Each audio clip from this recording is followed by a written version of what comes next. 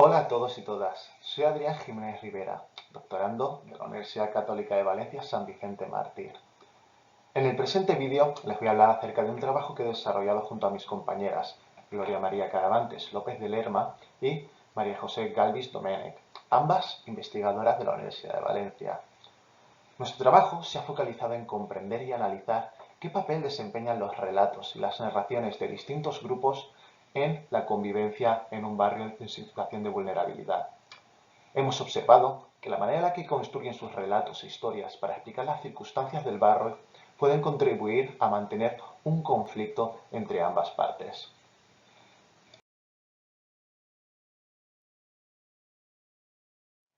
Debemos comenzar señalando que durante finales del siglo XX, las ciencias del comportamiento humano experimentaron un creciente interés sobre el estudio de los relatos de vida con variables independientes. Esto fue acuñado como el giro narrativo de las ciencias sociales. Ciertamente, existieron múltiples ramas del saber empírico que mostraron un gran interés por las historias construidas por los seres humanos. Sin embargo, en este trabajo nosotros destacamos la psicología narrativa. Esta disciplina de la psicología concibió al ser humano como una criatura narrativa. Con ello, interpretó que las personas nos moldeamos a nosotros mismos y la manera en que estructuramos nuestro entorno a través de historias. En consecuencia, las narraciones que elaboran las personas para explicar cómo son, cómo se relacionan con los demás e incluso cómo actúan ante determinados acontecimientos condicionan de manera significativa su comportamiento futuro. Algo verdaderamente interesante. Esta imagen del ser humano como un ser cuyo comportamiento se encuentra condicionado por sus relatos y discursos ha recibido una particular atención en aspectos sociológicos o en trabajo social. Sin embargo, también en el ámbito de la delincuencia. De hecho, durante las últimas décadas ha emergido una nueva disciplina, la criminología narrativa, la cual se encarga de estudiar de qué modo las historias que construyen los delincuentes para explicar su conducta se encuentran relacionadas con la manera en la que se comportarán en el futuro. Efectivamente, algunos trabajos ya realizados durante comienzos del siglo XXI demostraron que se puede predecir si una persona seguirá delinquiendo o no a partir de las historias que construyen para explicar su propia vida o incluso para explicar sus expectativas de futuro. Esto ha recibido una particular atención en la literatura criminológica, tanto nacional como internacional.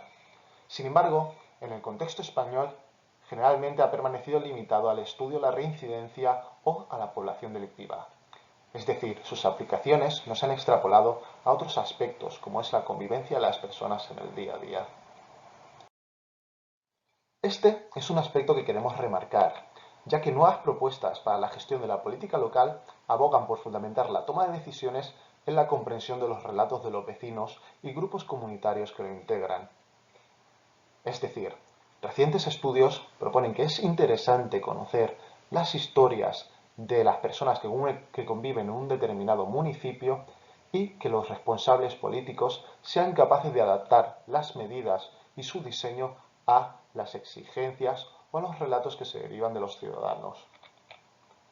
Así, al ser capaces de conocer y empatizar con las historias de los ciudadanos, los políticos podrán, en primer lugar, adquirir una visión más detallada sobre los problemas locales, sus raíces o las preocupaciones de quienes los integran. Pero es que además también podrán fundamentar sus medidas en un discurso que simpatice con las narraciones de los diferentes grupos, lo cual garantizará un mayor nivel de aceptación entre la ciudadanía.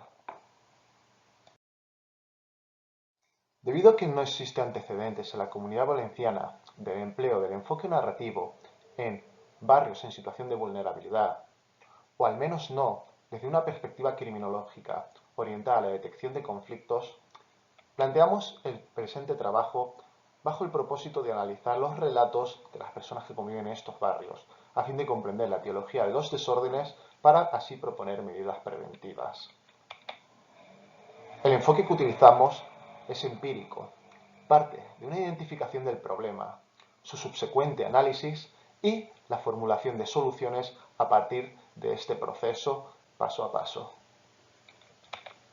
La hipótesis que planteamos es que las narraciones construidas por los grupos que habitan en estas zonas pueden moldear la interacción entre ellos y fomentar el mantenimiento de los conflictos. Creemos que los relatos cimentan los conflictos vecinales, de manera que si somos capaces de identificar patrones comunes, interrelacionarlos y diseñar una política que tome en cuenta ambas perspectivas, será posible alcanzar una solución eficaz. Nuestra investigación parte de una metodología cualitativa, el estudio de caso. Hemos analizado los relatos de miembros de distintos grupos que conviven en un barrio vulnerable valenciano. La razón por la que hemos optado por este método es porque un análisis cuantitativo no habría facilitado la profundidad necesaria para comprender las percepciones de estos individuos, sus estados subjetivos, sus miedos, sus preocupaciones o las percepciones que tienen sobre los miembros de otros grupos. Hemos utilizado un método comparativo, ya que esto permite contemplar la manera en la que los participantes interpretan diversos comportamientos sociales, estructuras y procesos en espacios que guardan ciertas semejanzas y diferencias.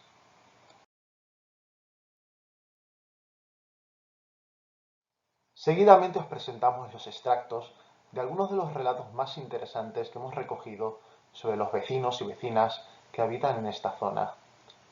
En particular, destacamos las narraciones de dos mujeres, vecinas, que llevan llevando mucho tiempo en este lugar. Por último, presentamos la historia de un varón que fue protagonista en el pasado de muchos altercados y delitos cometidos en el barrio. Nos ayuda a comprender cómo se sentía y qué factores le predispusieron a hacerlo. En primer lugar, retomando la declaración de una de las vecinas, ella declaró: a mí me gusta mi barrio, pero está perdido, totalmente, respecto a la gente que vive y a la droga. He vivido episodios con violencia que te ibas a casa asustada, yo y mi marido. A él le llegaron a rajar una oreja con un cuchillo. Eso se sabe porque es a todas horas, sobre todo por las tardes. Se saben los puntos negros donde más se vende y se consume la droga, pero nadie hace nada. El piso de mi madre han roto la puerta y la barandilla de la finca. Las paredes están negras y la puerta te la dejan abierta para que entre quien quiera pincharse y beber agua. Es una vergüenza. Yo tengo fama de ser la paya antipática, porque no les dejo hacer lo que ellos quieren. Cuando mis hijos eran pequeños les tuve que cambiar de colegio porque les quitaban el bocadillo. Se van en el bocadillo. En fin, tuve que sacarles de allí. Se han criado en el barrio, pero no tenían mucho contacto con el resto de gente. La verdad que no. He tenido necesidad de salir del barrio, pero no lo he hecho porque no quiero entrar en una hipoteca a mi edad y he decidido quedarme. Pero a mí me da miedo vivir en el barrio. Otra de las mujeres declara: al principio nadie se metía con nadie, hasta que por la noche se ponían a cantar y no dejaban dormir. Había familias que discutían y eso a mi padre no le gustaba. Mi madre se negó a cambiar de piso porque era barato y como somos trabajadores que cobramos poco, decidimos seguir viviendo allí.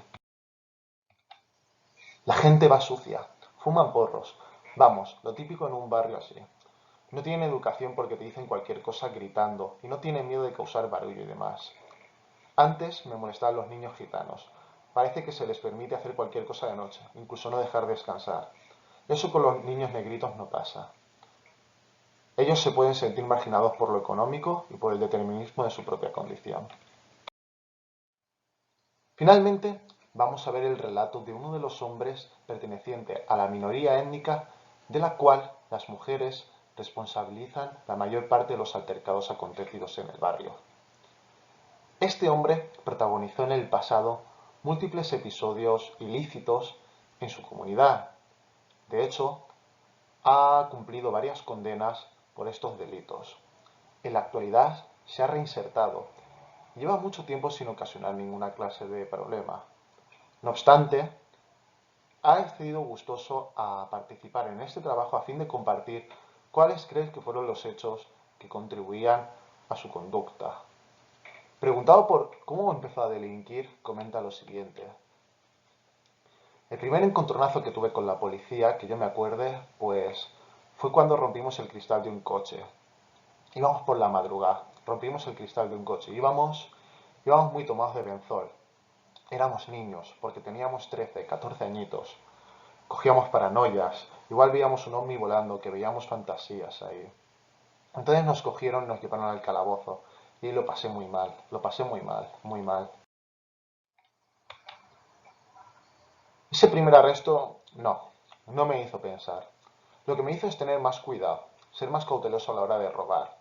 Y al mismo tiempo nos rebeló más contra ellos, nos rebeló más contra la policía, porque los vi que actuaban mal, que vi que éramos bebés a su lado.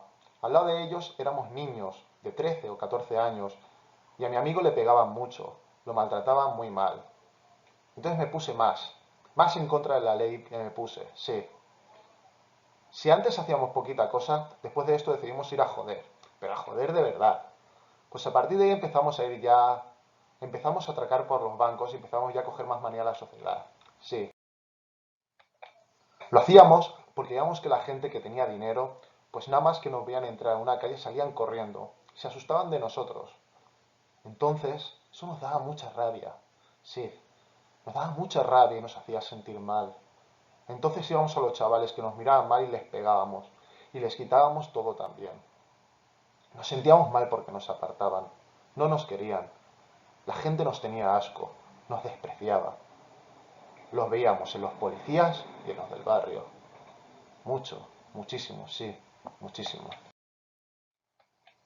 Nos drogábamos para poder convivir con todo esto. No nos querían ni nuestras familias. Nos tocó mucho, porque también se iban muriendo niños de aquella época de 15 o 16 años. Morían de sobredosis todos. O sea, que veíamos que les molestábamos. Veíamos que molestábamos en la sociedad y era muy, una sensación muy mala. Era una sensación muy mala porque la familia nos gritaba porque hacíamos las cosas mal. Ellos ya sabían que nos cogía la policía, que tal, que ganábamos dinero y no era trabajando. Entonces, como éramos como un grupo con la sarna o algo, y ya hacíamos todo lo peor, a más, a más, a más. Pero lo hacíamos sin remordimientos, porque creíamos que se lo merecían. Aquellos primeros años nos marcó para toda la vida.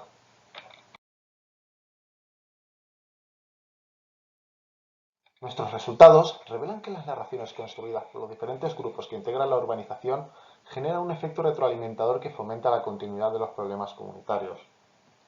Efectivamente, hemos observado dos clases de narraciones distintas, las cuales, sin embargo, se complementan e incluso nos permiten aquí una visión holística de los problemas que suceden en el barrio. Por una parte, hemos visto dos discursos en los cuales se responsabiliza a la minoría étnica de los principales desórdenes, lo cual lleva a una actitud precavida y reactiva ante tales grupos. Sin embargo, esta clase de comportamientos pueden fomentar la aparición de conductas defensivas por parte de la minoría étnica. Efectivamente, hemos visto un discurso de uno de los miembros de dicho grupo cultural que legitimó sus actos delictivos pasados, aludiendo al trato discriminatorio recibido y a la experiencia de maltrato social. Al conocer estas visiones contrapuestas, creemos que los actores políticos y los responsables de la seguridad de este municipio podrían desarrollar acciones que contribuyesen a mitigar estos problemas. La solución no es la violencia ni una mayor presencia policial. La solución es lograr una mayor integración y comprensión entre ambos grupos. Esto puede ser realizado a través de la difusión de sus relatos o la elaboración de campañas conjuntas. Se pueden también iniciar medidas que promuevan la integración de las minorías étnicas, aumentar el sentimiento de pertenencia al barrio, reforzar la participación de los jóvenes en asociaciones o instituciones culturales, e incluso que las fuerzas y cuerpos de seguridad cambien desde un paradigma centrado en el castigo hacia un diálogo y una mediación vecinal. Finalmente, el desarrollo de estrategias dirigidas a solventar este problema deberían encontrarse respaldado por un relato de los actores políticos que justificasen su adopción y que despertasen la empatía entre los ciudadanos. Claramente, si se adoptan unas medidas, pueden no ser recibidas bien por una parte o por otra.